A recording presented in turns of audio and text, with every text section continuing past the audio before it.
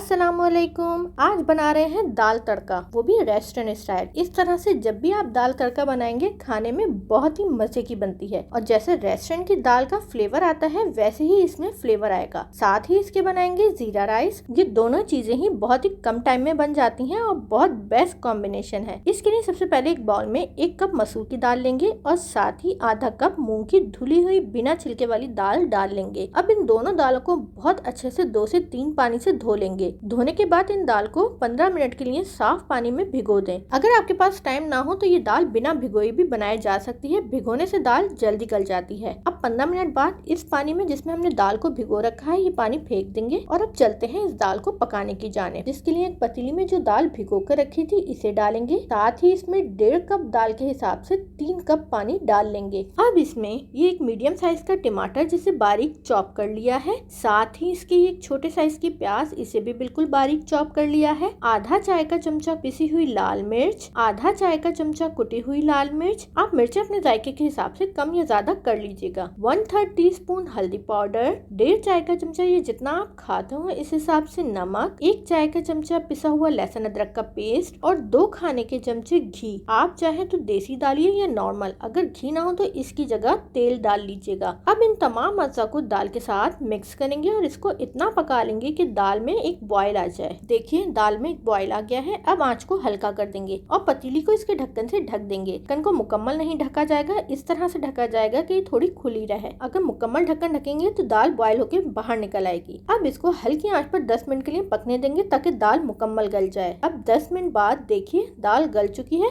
अब इस दाल को घोटेंगे ताकि डाले गए टमाटर और प्याज घुल जाए और साथ ही दाल पककर गाढ़ी भी हो जाए। देखिए प्याज और टमाटर मुकम्मल घुल चुके हैं और दाल भी पककर गाढ़ी हो गई है। अब इसमें 1 से 2 अदद या जितनी आप पसंद करें बारीक कटी हुई हरी मिर्च, 2 से 3 खाने के चमचे बारीक कटा हुआ हरा धनिया और 1/3 टीस्पून पिसा हुआ गरम मसाला डालकर इसे दाल के साथ मिक्स करेंगे। अब पतीली को इसके ढक्कन से ढककर बिल्कुल हल्की आंच पर इसे ऐसे ही पकने देंगे ताकि डाले गए अज्जा का जायका और खुशबू इसमें आ जाए। और इतनी देर में अब हम चलेंगे भगार बनाने की जाने। जिसके लिए एक पैन में आधा कप तेल लेंगे। आप इसकी जगह घी भी ले सकते हैं। अब इसमें 4 से 5 अदद बड़े साइज के लहसुन के जवे जिसे बिल्कुल बारीक काट लिया है। साथ ही इसके 1 चाय का चमचा साबुत सफेद जीरा, आधा चाय का चमचा राई के दाने और ये 4 से 5 अदद साबित सूखी लाल मिर्च डालकर इन तमाम अज्जा को 1 से 2 मिनट तेल में फ्राई कर लेंगे जिससे तमाम अज्जा हल्के से सुनहरी हो जाएंगे। अब ये भगार तैयार है। अब तैयार किया गया भगार इस तैयार दाल पर डालेंगे। भगार डालने के बाद पतीली को इसके ढक्कन से 30 सेकंड के लिए ढक देंगे जिससे भगार की बहुत अच्छी सी खुशबू दाल में आ जाएगी। अब थोड़ी देर बाद ढक्कन हटाकर